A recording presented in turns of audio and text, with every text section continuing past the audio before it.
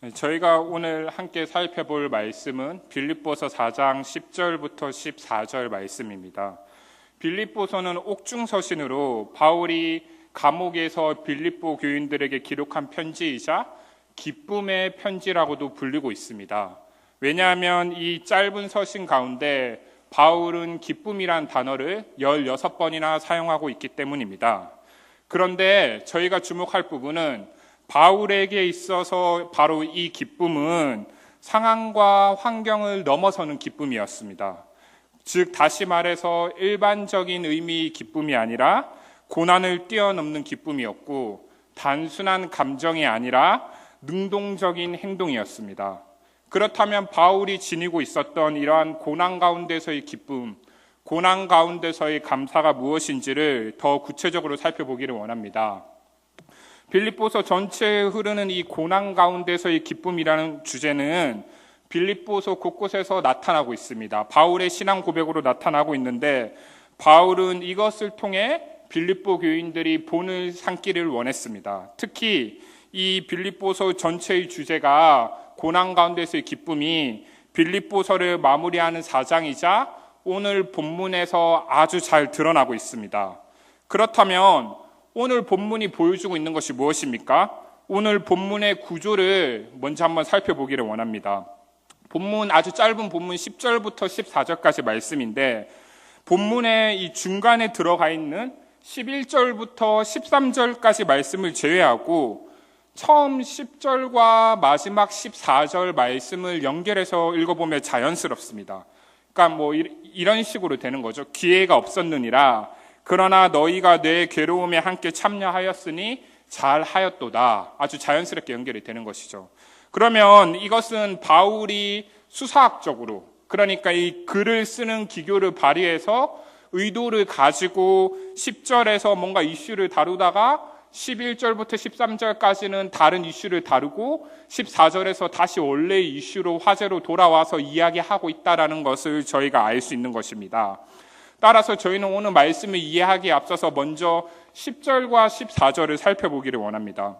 10절의 말씀을 살펴보면 가장 먼저 나오는 표현이 이러한 표현이 나옵니다. 내가 주 안에서 크게 기뻐함은, 내가 주 안에서 기뻐함이라는 이 표현은 내가 그냥 기뻐한다라고도 표현할 수 있는데 바울은 굳이 이것을 수식하여서 주님 안에서 크게 기뻐하고 있다, 이렇게 표현을 하고 있는 것입니다.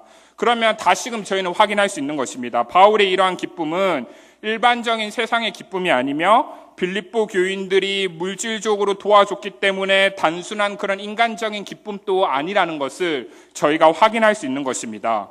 그렇다면 바울은 무엇으로 기뻐하고 있습니까? 계속해서 나오는 10절에서 이 바울의 기쁨을 보여주고 있습니다. 10절을 계속해서 살펴보면 너희가 나를 생각하던 것이 이제 싹이 났다. 그리고 또 너희가 또한 이를 위하여 생각하였으나 기회가 없었느니라. 이런 표현들을 살펴보면서 바울이 정말 기뻐했던 것은 빌립보 교인들의 그런 물질적인 도움과 헌신 속에 담겨진 바울을 향한 마음, 그리고 또 바울을 향한 그 사랑으로 인해서 바울이 기뻐했다라는 것을 확인할 수 있는 것입니다. 또한 이 14절의 말씀을 살펴보면 너희가 내 괴로움에 함께 참여하였으니 잘하였도다, 이러한 표현을 통해 바울은 빌립보 교인들의 물질적 도움의 의미가 바로 고난에 참여하고 자신의 사역에 함께하는 것이라는 것을 이야기하고 있습니다. 따라서 이러한 10절과 14절의 말씀을 통해 바울은 빌립보 교인들의 물질적 도움이라는 그 사건으로만 단순히 기뻐하는 것이 아니라 그것의 본질을 이해하고 그것의 은혜를 볼 수 있는 그 눈이 바울에게 있었다라는 것입니다. 그렇다면 바울이 이렇게 은혜의 본질을 볼 수 있는 눈을 가진 것은 무엇에 기초하는 것입니까? 또한 이렇게 빌립보 교인들이 사랑으로 복음의 일에 참여할 수 있었던 것은 무엇을 통해서 가능한 것입니까? 바울은 자신의 고백을 통해 오늘 이것을 제시하면서 권면을 하고 있습니다. 그러니까 이것의 비밀, 이것의 핵심이 바로 오늘 본문인 11절부터 13절에 담겨져 있습니다. 따라서 저희는 오늘 이 11절부터 13절까지 말씀을 살펴보면서 바울이 가진 기쁨을 더 잘 이해하기를 원합니다. 11절부터 13절까지는 구조적으로도 그리고 또 내용적으로도 함께 묶여서 오늘 본문의 주제를 아주 잘 드러내고 있습니다. 구체적으로 이 중요한 단어들을 살펴보면 바울은 11절에서는 자족하기를 배웠다 이런 표현을 하고 있고 12절에서는 일체의 비결을 배웠다 이런 표현을 하고 있습니다. 그리고 또 13절에서는 너무 유명한 말씀이죠. 능력 주시는 자 안에서 모든 것을 할 수 있다 이러한 표현을 하고 있다는 것입니다. 따라서 저희가 이 말씀들을 하나씩 살펴보기를 원하는데 11절에서 제시하는 어떤 형편에서든지 자족, 이 자족은 그때 당시에 철학자들이 추구했던 정신적인 뭔가 그런 도덕적인 미덕과 많이 유사합니다. 그러니까 철학자들이 당시의 세상의 지혜로 인간의 지혜로 자족이라는 개념을 추구하기 위해 노력을 했던 것이죠. 왜냐하면 오늘날에도 자족, 감사, 기쁨 이런 단어는 나쁜 단어가 아니기 때문에 자기계발서에도 많이 등장하는 단어이기도 합니다. 그런데 중요한 것은 아주 비슷하게 보이지만 이 12절과 13절을 구체적으로 살펴보면 바울이 표현하고 있는 이러한 자족은 철학자들이 추구했던 인간적인 지혜의 자족과 뭔가 다르다는 것을 저희가 볼 수 있습니다. 그러니까 쉽게 말해서 성경에서 제시하는 자족은 인간의 노력이나 인간의 수련에 의해서 완성되는 그러한 도덕적인 개념이 아니라는 것이죠. 따라서 저희가 12절과 13절을 통해서 좀 더 구체적으로 확인하기를 원하는데 12절을 보면 이러한 표현이 나옵니다. 바울이 이제 11절의 자족과 함께 12절에서는 구체화된 일체의 비결을 배웠다 이런 고백을 하고 있습니다. 당시 철학자들이 추구하던 배움과는 이 다른 배움입니다. 그러니까 바울이 이 원어를 살펴보면 헬라어를 살펴보면 철학자들이 뭔가를 도를 깨달았을 때 깨달았다, 배웠다는 표현과 바울이 쓰고 있는 이 표현은 다른 표현입니다. 그러니까 바울이 뭔가 일체의 비결을 배웠다라는 것은 뭔가 그런 인간적인 지혜나 세상의 이치를 보면서 깨닫는 그런 것이 아니라는 것이죠. 그러면서 이 바울의 자족과 일체의 비결이 그럼 도대체 어떻게 다른 것인가? 성경에서 말하는 자족과 성경에서 말하는 기쁨이 무엇인지에 대해서 구체적으로 13절에서 아주 정확하게 확정해주고 있습니다. 13절을 살펴보면 바로 이렇게 표현이 나오죠. 내게 능력 주시는 자 안에서 내가 모든 것을 할 수 있느니라. 참 자족은 다른 어떤 것이 아니라 성경에서 말하는 자족은 바로 그리스도 안에서 가능하다는 것을 이야기하고 있는 것입니다. 그러니까 이러한 놀라운 신앙의 원리를 저희가 오늘 다룰 본문 말씀의 핵심이라고 정리를 한다면 이 말씀을 가지고 좀 더 구체적으로 저희 자신과 또 말씀에 비추어서 저희 자신의 삶을 더 깊게 생각해 보기를 원합니다. 그러니까 따라서 이 13절의 강조점, 내게 능력 주시는 자 안에서 내가 모든 것을 할 수 있다라는 표현은 이 13절의 이 표현의 강조점은 내가 모든 것을 할 수 있다. 그래서 내가 힘을 내고 능력을 내고 내가 모든 것을 다 잘할 수 있다. 그리고 내가 기도만 하면 모든 것을 얻어낼 수 있다. 지금 그러한 이야기를 하고 있는 것이 아닙니다. 13절에서 이 강조점은 내가 모든 것을 할 수 있다는 것이 아니라 이것을 수식하는 말, 내게 능력 주시는 자 안에서, 내게 능력 주시는 자 안에서, 이 말이 가장 중요한 강조점인 것입니다. 그러니까 왜냐하면 바울은 자신의 서신서들에서 그리스도 안에서라는 표현을 굉장히 많이 사용하고 있습니다. 그러니까 이것이 이제 헬라어로 엔크리스토라고도 하는데 그리스도 안에서 이러한 표현이 바울 서신을 보면 무수히 많이 나오고 있기 때문에 오늘 이 바울이 말하고자 하는 내가 모든 것을 할 수 있다는 표현도 그리스도의 중심성 안에서 이해되어야 되는 말인 것입니다. 따라서 저희는 좀 생각을 해볼 필요가 있습니다. 이러한 이해 없이 오늘날 이 13절의 말씀을 이해할 때 내가 모든 것을 할 수 있다에만 집중을 해서 아전인수격으로 해석을 하고 또 인본주의적 이해를 바탕으로 긍정인과 같은 그러한 뭔가 번영신학과 같은 자기개발적 메시지로 13절을 이해할 때가 너무 많다라는 것입니다. 하지만 13절이 저희가 지금까지 살펴본 것처럼 말하고 있는 것은 그러한 메시지가 아닙니다. 바울이 가졌던 자족과 일체의 비결은 바로 이 그리스도 안에서 얻을 수 있는 능력이자 감사이자 기쁨이자 헌신이고 죽음을 이기신 부활의 주님의 안에서만 경험되어질 수 있는 것입니다. 결국 우리는 그리스도 안에서 자족하기 때문에 상황과 환경을 넘어서 복음의 일을 잘 감당할 수 있는 것입니다. 그리스도 안에서 이 자족한다라는 은혜를 알 때 내가 그 상황과 환경을 넘어서 복음의 일에 헌신을 하고 교회의 일에 헌신을 할 수 있다는 거죠. 그러니까 그리스도인으로 살아간다는 것은 이미 그 말 자체가 내가 뭔가를 할 수 있어서 하는 것이 아니라, 내가 적당하게 하는 것이 아니라 오직 주님의 은혜에 붙들려서 할 수밖에 없다는 것을 포함하고 있는 것입니다. 내가 정말 진정한 주님의 은혜를 경험한다면 그리스도인으로 살아가면서 직장에서 가정에서 살아가는 그 삶이, 교회에서 하는 헌신이 내 중심적으로 내가 적당하게 예배 드리고 내가 할 수 있는 만큼만 봉사하고 내가 눈에 띄고 드러나고 사람들이 많이 쳐다보는 일만 열심히 섬기는 것이 아니라, 아무도 알아주지 않더라도 주님이 그 일을 기뻐하시기 때문에 내가 주님 안에서 그 일을 감당할 수 있다는 것입니다. 따라서 이러한 복음이 가지는 이 급진성, 그리고 또 말씀에 대한 순종을 이해할 때 저희는 정말 주님이 기뻐하시는 그리스도인의 삶을 살 수 있고 교회의 일을 할 수 있는 것입니다. 따라서 이 부분을 저희가 조금 더 깊이 생각해 보기를 원합니다. 그 지금까지 확인한 이 본문을 통해서 바울이 가졌던 자족은 추상적인 개념이 아니라 살아있는 하나님의 말씀이고 오늘날 저희에게 적법한 진리라고 할 수 있는 것입니다. 그리스도 안에서 자족하는 것은 무엇입니까? 그리스도 안에 있기 때문에 나의 실존이, 나의 삶이, 나의 행동이 예수 그리스도를 드러내고 있다는 것입니다. 이것은 가장 바울이 표현했던 유명한 말씀, 갈라디아서 2장 20절 말씀과도 연결이 됩니다. 내가 그리스도와 함께 십자가에 못 박혔나니 그런즉 이제는 내가 사는 것이 아니요 오직 내 안에 그리스도께서 사시는 것이라. 이제 내가 육체 가운데 사는 것은 나를 사랑하사 나를 위하여 자기 자신을 버리신 하나님의 아들을 믿는 믿음 안에서 사는 것이니라. 바울이 이렇게 고백을 하고 있다는 것이죠. 그러니까 결국 내가 이러한 바울이 경험했던 자족, 성경에서 말하는 자족을 경험하기 위해서는 내가 죽어지는 것에서부터 출발하는 것입니다. 왜냐하면 나의 자아가 죽어져야 되고 죽어야만 주님이 사실 수 있고 주님이 드러날 수 있기 때문입니다. 나의 자아가 철저하게 십자가에 못 박힐 때 철저하게 주님 안에서 살게 된다는 것이죠. 결국 13절에 능력 주시는 자 안에서 내가 모든 것을 할 수 있다는 고백은 전적으로 타락하여 죄인된 나 자신이 할 수 없다라는 것에서 출발하고 있는 것이며, 온전히 죽어져서 할 수 없다라고 고백하고 주님을 의지할 때 그 주님이 나의 주님이 되셔서 내 안에서 역사하시고 나와 함께 한다라는 것입니다.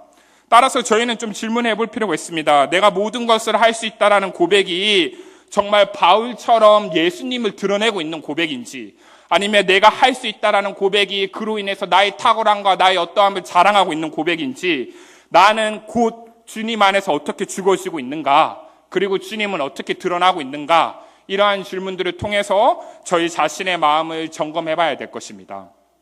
이 바울의 자족을 다루면서 결국 저희가 시작하는 출발점은 자기 자신이 죽어지는 것이라는 것을 제가 오늘 말씀을 통해서 정리하였습니다. 그렇다면 여기서 끝나는 것이 아니라 저희가 구체적으로 내가 죽어진다라는 것이 어떤 의미인지, 그리고 나는 말씀 안에서, 신앙 안에서 어떻게 죽어질 수 있는 것인지에 대해서 조금 더 같이 생각해 보기를 원합니다.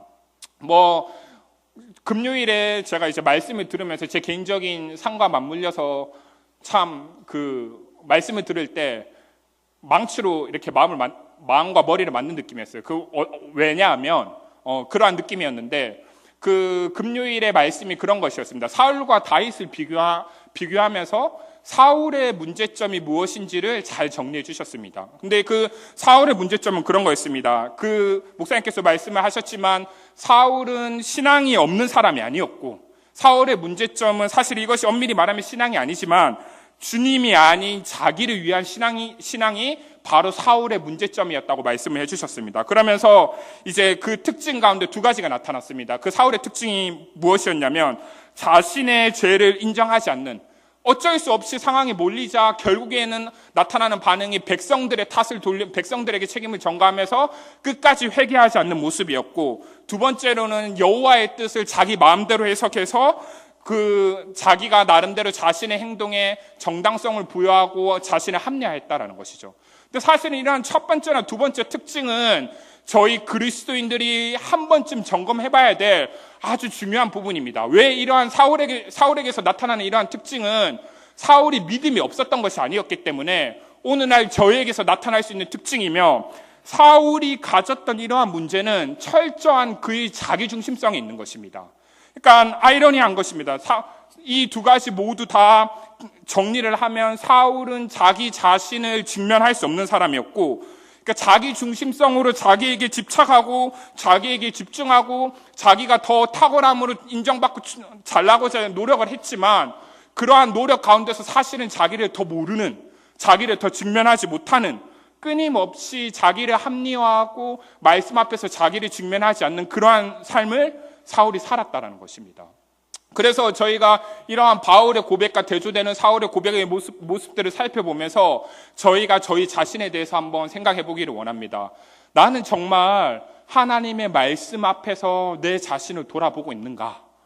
내가 신앙인으로 살아가고 있지만 내 안에 끊임없는 자기 합리화와 자기 자신에 대한 정당성을 부여하면서 자기 자신을 기만하고 속이고 신앙생활을 잘하고 있다라고 스스로 위로하고 있지는 않은가, 저희가 생각해 볼 필요가 있을 것입니다. 이 바울의 자족을 이야기하면서 제가 하나의 예화를 들기를 원합니다.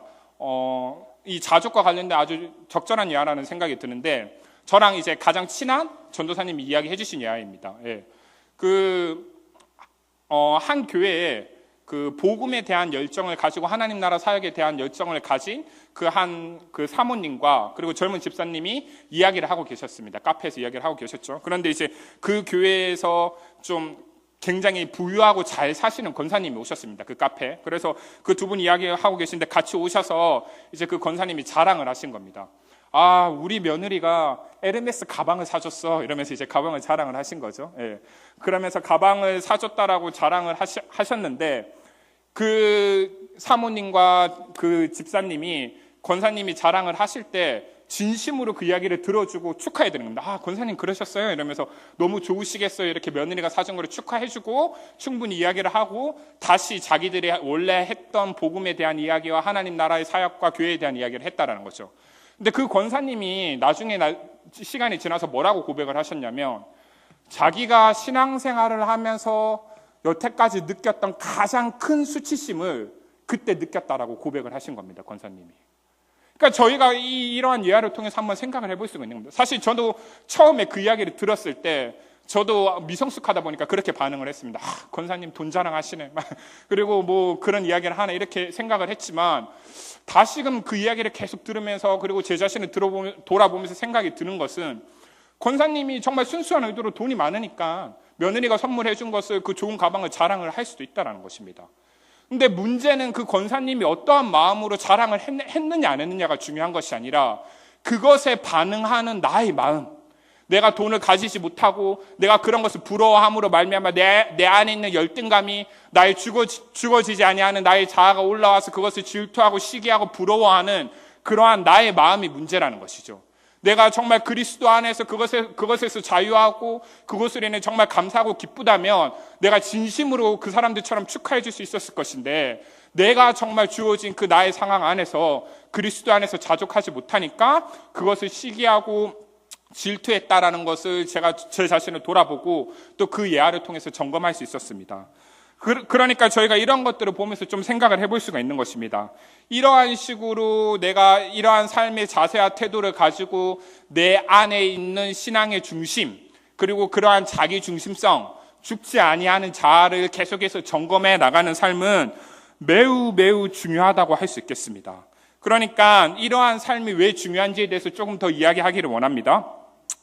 조금 더 이야기하기를 원하는데, 오늘날 신앙생활을 할 때 좀 이렇게 젊은 신앙인들에게서 나타나는 특징이 있습니다. 그러니까 뭔가 모든 분이 그렇다고 획일화해서 그리고 일률적으로 이렇게 딱 단정 지을 수는 없지만, 연세가 많으면서 신앙이 성숙하신 분들도 많지만, 뭔가 단순하고 감정적인 열심에 기반해서 뭔가 교회 안에서의 신앙생활에만 열심을 가하고 자기의에 충만해서 맹목적으로 열심히 하는 신앙생활을 하는 분들이 이제 좀 연세 있으신 분들 중에 많이 있을 수가 있습니다. 그런데 요즘 젊은 사람들의 특징은 그런 것이 틀렸다라는 것을 어릴 때부터 많이 보면서 자랐습니다. 그러니까 바른 신학과 바른 신앙 위에서 건강한 성숙한 그리스도인의 삶을 살아야 된다라고 하면서 그러한 삶을 살아가지 않도록 노력을 하는 거죠. 그래서 뭔가 옳고 그름을 나름 분별한다라고 그러고, 그리고 내가 성경적으로 뭔가 지식적으로 많은 것들을 더 알고 있고, 복음을 잘 알고 있고, 말씀을 잘 알고 있다라고 그렇게 이야기하면서 젠틀하게 신앙생활을 잘 하는 것처럼 이야기할 때가 많습니다. 그런데 저희가 한번 생각해 볼 부분이 있습니다. 내가 성경적인 지식을 많이 알고, 뭐 카톨릭이 어떻고, 그리고 개신교가 어떻고, 이단이 어떻고, 그리고 신학적으로 이게 어떻고, 그리고 성경적으로 이렇게 옳고 그르고, 그러한 것들을 잘 아는 것이 정말 그렇게 내가 그러한 탁월한 지식과 옳고 그름을 잘 분별하고 있는 것이 나의 신앙을 보장해 주는가? 그것은 결코 아니라는 것입니다. 그런데 오늘날 많은 젊은 그리스도인들이 정말 뜨거움과 열심으로 주변 사람을 다 태워버리는 미성숙하고 맹목적인 열심 있는 신앙도 문제지만, 그러한 신앙에 대한 반작용으로 극단적으로 행동하지 않고 앉아서 옳고 그름만 따지고, 또 대안 없는 비판으로 비난을 가하고, 앉아서 적당하게 예배만 드리고 교회에 헌신하지 않으려고 하고, 자기가 원하는 가정, 자기 개인의 삶, 그리고 자기 자신의 삶의 질에만 집중하면서 살아가는 경우가 너무나도 많다라는 것입니다. 그러면 저희는 이런 것들을 보면서 조금 생각해 볼 필요가 있습니다. 사실 제가 방금 말했던 이 두 가지 분류 중에서 사실 전자는 엄밀하게 따지면 무지 문제이기 때문에 차라리 순수하기라도 합니다. 내가 뭔가 맹목적인 열심으로 신앙생활을 한다고 하더라도 어쨌든 순수한 마음으로 열심히 신앙생활을 하기라도 하지만, 이 후자는 너무너무 위험하다고 할 수 있습니다. 그러니까 이것이 왜 위험하냐? 이 죄인된 사람들의 특징인 자기 합리화가 자신의 알고 있는 지식을 통해서 가려질 때가 너무 많다라는 거죠. 사람은 누구나 끊임없이 자기를 합리화하기 원하고 자기에게 정당성을 부여하기를 원하고, 쉬운 말로 이것을 자기 기만, 다른 말로 교만이라고도 표현을 합니다. 그러니까 말씀의 은혜 가운데서 정말 말씀에 순종하면서 제대로 성실하게 신앙생활을 해나가는 것이 아니라, 그저 내가 들은 지식, 내가 아는 지식, 내가 아는 다양한 정보, 그리고 그냥 내가 생각하기에 옳은 것들로 내가 괜찮은 그리스도인이라고 착각하고 신앙생활을 해나갈 때가 많다는 것이죠.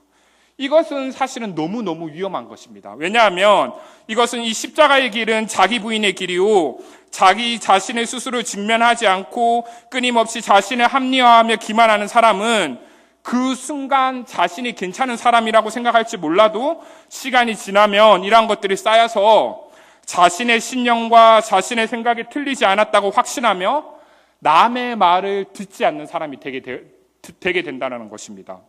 그러니까 결국에는 자기가 생각하고 싶은 대로 생각하며 자신의 삶을 돌이킬 수도 없고, 그저 사울처럼 자신의 잘못을 인정하고 회개하는 것이 아니라 자신이 그동안 쌓아왔던 그리고 살아온 삶을 부정하는 것이 너무나 힘들기 때문에 회개하는 것이 아니라 그냥 그저 그렇게 자기가 잘하고 있다라고 착각하면서 자신을 부인하지 아니하고 자기를 직면하지 아니하고 자기 기만과 교만 가운데 살아가게 된다는 것입니다. 이러한 것들이 계속해서 쌓이면 결국에 그것은 그 사람이 하나님이 되는 것이고, 교만의 죄를 끊임없이 반복하고 있는 것이기 때문에 겉으로는 젠틀하고 나이스하고 괜찮은 그리스도인일 수 있지만 사실은 하나님이 기뻐하시지 않는 신앙인이 될 수 있다는 것입니다. 사람은 누구나 이러한 자기 중심성을 가지고 있습니다. 그렇기 때문에 이러한 부분에 대해서 스스로 잘 점검해보는 것이 필요합니다. 왜냐하면 주변에 뭔가 탁월한 리더나 탁월한 사람이 있어서 지적을 해주고 알려줄 수 있는 기회도 별로 없을 뿐더러, 그러한 탁월한 사람이 지적을 한다라고 해서 그것을 곧대로 내가 그러한 교만이 있었고 내가 그러한 악한 중심이 있었고 이기적인 마음이 있었다라는 것을 인정하는 사람은 별로 없다라는 것입니다. 그러니까 내가 정말 이러한 자기 중심성의 문제를 잘 점검해서 확인하고 날마다 자기를 부인하는 십자가의 길을 살아가야 되고, 그러한 삶을 살아갈 때 바울의 자족을 경험할 수 있는데, 그렇다면 도대체 나는 어떻게 내 자신을 점검할 수 있을 것인가? 나의 이러한 뿌리 깊은 자기 중심성과 자기 기만과 교만을 어떻게 끊어낼 수 있을 것인가? 그것을 좀 고민해보고 말씀을 통해 확인하기를 원합니다. 이 부분을 이야기하면서 좀 제 이야기를 하기를 원합니다. 이 이야기가 적절하다고 생각이 드는데, 제가 이제 학부도 물론 신학교로 나왔지만 신학교에 가서 좀 삶이 많이 바뀌었습니다. 학부 때도 신학을 공부했지만 신학교에 가서 정말 복음에 대해서 새롭게 정리를 하고 개혁주의 신학이 무엇인지를 제대로 배우기 시작하면서 제 안에 신학을 하는 기쁨이 많이 생겼습니다. 그러니까 20대 때는 무조건 저의 삶의 모든 것을 바쳐서 헌신하고 열매를 보고 사랑하고 이런 것이 전부라고 살아왔는데 그리고 제가 배운 신앙 안에서 그렇게 최선을 다해서 노력했는데 신학교에 가면서 제가 정말 이 복음이 무엇인지를 다시금 마주하고 그리고 이 신학이 무엇인지를 배워가면서 옳고 그름과 성경적 기준과 그리고 성숙한 그리스도인의 삶이 무엇인지 성경적인 교회가 무엇인지 그런 것들을 끊임없이 공부하고 꿈꾸고 기도하고 기뻐하면서 살아왔다라는 것이죠. 그런데 참 이것이 뭔가 아름답고 굉장히 귀한 삶인데 제가 이번 주에 생각하면서 이번 주에 공부를 하고 신앙생활하면서 깨달은 부분이 있습니다. 1학년 때부터 저랑 가장 함께하고 또 제가 존경하고 사랑하는 가장 친한 전도사님이 있는데 전도사님이 저에게 그 말씀을 하시는 거예요.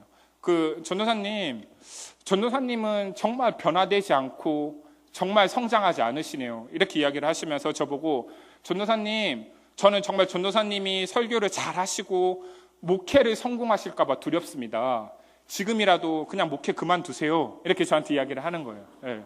그래서 제일 친한 전도사님인데 그리고 정말 평생의 동역자인데 어렵게 그 말을 꺼내니까 제가 너무 당황이 되는 거죠. 근데 당황도 되면서 제가 앉아서 제 삶을 돌아보고 그 전도사님의 말을 듣고 공부를 하고 또 기도를 하고 생각을 하는데 하나님께서 저에게 딱 하나를 깨닫게 해주시는 거죠. 깨닫게 해주셨다라기보다 제가 스스로 질문을 던졌습니다.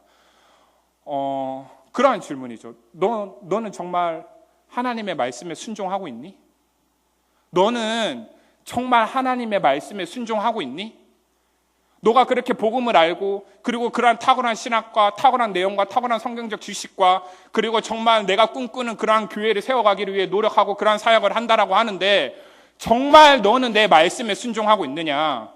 너는 정말 나를 위해서 무엇을 포기하고 무엇을 내어놓고 어떠한 순종을 하고 있느냐? 그러한 질문을 제 스스로 하게 되었다는 거죠. 근데 너무나 슬프고 안타까운 것은 지난 저의 3년의 시간을 돌아보는데 저의 그런 지식적인 탁월함만 추구했을 뿐이지 제가 살아가는 삶에는 정말 그러한 삶의 내용이 하나도 없었다는 거예요. 정말 열심히 기도했던 그 기도의 삶이 무너졌고 정말 하나님의 말씀에 하나라도 곧이곧대로 순종하려던 그런 순종의 삶이 하나도 없어졌고 그저 제가 알고 있는 지식과 그저 제가 알고 있는 내용으로 제가 마치 괜찮은 사람인 것처럼 제가 성경의 내용을 잘 알고 복음을 잘 알아서 제가 뭔가 탁월한 사람인 것처럼 제 자신을 속이면서 살아왔다는 것이죠. 그러면서 제가 깨닫게 됐습니다. 내가 20대 젊은 날에 그토록 혐오하고 그토록 싫어하고 그토록 괴물이라고 불렀던 그런 목사님들의 모습이 나에게서도 나타나고 있구나. 정말 내가 이렇게 열심히 하니까 하나님께서 이러한 은혜를 주셨다라고 하나님의 은혜를 이야기하지만 자기 의를 이야기하고 나는 순수한 마음으로 했기 때문에 세습도 문제가 되지 않고 그 어떤 것도 문제가 되지 않는다라고 그렇게 자기 자신이 눈을 가려버리고 자기 하나님의 은혜를 이야기하면서 자기 욕심을 이야기하는 목사님들의 모습을 보면서 제가 정말 비판하고 저는 그렇게 살지 않겠다라고 이야기를 했지만 제가 지금 제 자신을 합리화하면서 살아가는 모습을 볼 때 저도 똑같이 그러한 괴물이 되어가고 있었다는 것이죠. 우리 자신 한번 생각해 볼 필요가 있습니다. 그리고 저는 지금에 와서 다시금 제가 받은 사명에 대해서 제가 받은 소명에 대해서 다시금 고민하고 있습니다. 나는 정말 그리스도인으로 살아가고 있는가? 내가 정말 하나님의 말씀에 순종하기를 원하는가? 하나님이 오늘날 우리에게 물어보시는 것은 정말 내가 하나님의 말씀에 순종하고 있는가? 그거 하나를 물어보신다는 것입니다. 내가 바빠서 그리고 내 삶이 너무 힘들어서 기도를 할 수 없다는 것은 말이 되지 않습니다. 내가 기도를 하면서 늘 내가 원하고 필요한 것을 구하는 것이 아니라 정말 기도하면서 내 자신을 돌아보는 매일의 삶이 없다면 그것은 생명이 없는 삶이고 그것은 그리스도인의 삶이 아닙니다. 나는 정말 기도하면서 하나님의 삶을 살고 있습니까? 나는 정말 기도하면서 하나님 안에서 내 자신을 바라보고 있습니까? 오늘날 가져다주는 물질적 번영과 그리고 많은 탁월한 신학들이 저희 신앙을 보장해 주는 것이 아닙니다. 하나님은 저희에게 중심 그 하나를 보십니다. 정말 하나님 안에서 기뻐하며 하나님의 말씀에 따라가서 순종하는 그 사람을 하나님은 기다리고 계시고 하나님은 기뻐하십니다. 정말 제가 절망하고 힘들었을 때 하나님께서 예배를 통해 또 다른 어떤 것이 아니라 저에게 위로해 주시고 방법으로 자기 중심성을 극복하고 바울의 자족으로 살아갈 수 있는 비결이 무엇이냐? 예배를 통해서 알려주셨습니다. 그것은 다른 어떤 것이 아니라 하나님의 말씀과 기도입니다. 정말 우리가 이러한 자기 중심성을 극복하고 정말 괴물로 살아가는 것이 아니라 정말 주님이 기뻐하시는 그리스도인으로 살아가기 위해서는 복음의 은혜 위에는, 말씀 은혜 위에는, 기도의 은혜 외에는 방법이 없습니다. 성령이 인도하신 가운데 말씀 앞에서 자신의 세미한 그 중심을 정직히 내어놓는 기도의 시간이 없다면 결코 자기 부인이라는 십자가의 길을, 제자의 길을 갈 수가 없습니다. 우리는 하나님께 필요한 것을 구하는 것이 아니라 정말 자기 자신을 내어놓을 수 있는 사람이 되어야 하고, 자신의 자신됨을 벗어나서 정말 하나님의 하나님 되심을 볼 수 있는 은혜가 없다면 하나님의 뜻을 구하고 따르는 삶을 살 수도 없습니다. 자신은 주님을 위해 열심히 살았다라고 하지만 예수님을 만났을 때 그 예수님께서는 나를 모르신다라고 할 수 있다라는 것입니다. 정말 진짜 믿음은 결국 하나입니다. 내가 말씀과 기도를 통해 나의 나됨에서 벗어나 하나님의 하나님 되심을 바라보고 하나님이 나에게 허락하신 그 은혜를 누릴 때, 그리고 그 은혜에 순종하면서 살아갈 때 바른 그리스도인으로 살아갈 수 있는 것입니다. 절대적이고 객관적이며 유일한 선이신 그 하나님의 말씀만이 우리 자신에 대한 집착과 자기 중심성에서 벗어나게 하는 것입니다. 진실로 자신의 십자가에 못 박은 은혜 가운데 하나님의 말씀을 바르게 듣고 하나님의 뜻대로 순종하는 저희 이루는 교회 성도님들이 될 수 있기를 간절히 원합니다.